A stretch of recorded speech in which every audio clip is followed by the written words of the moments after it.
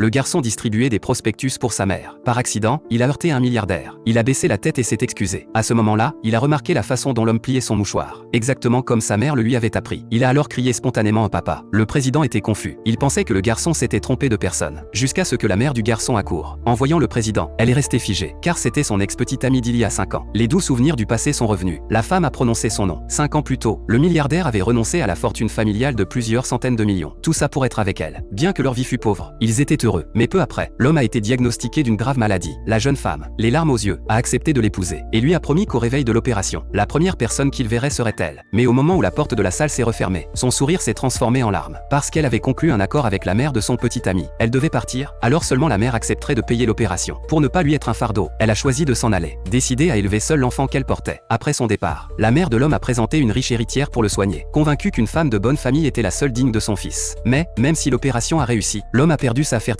La mère a regretté d'avoir chassé l'ancienne petite amie. Aujourd'hui, ils se retrouvent. La femme n'ose pas lever les yeux. Elle craint d'être reconnue. Mais le fils s'est jeté dans les bras de l'homme, en disant qu'il est son père. L'homme lui répond doucement: je ne me suis jamais marié. Il est impossible que j'aie un enfant. La femme, paniquée, veut partir avec son fils. Mais l'homme les arrête.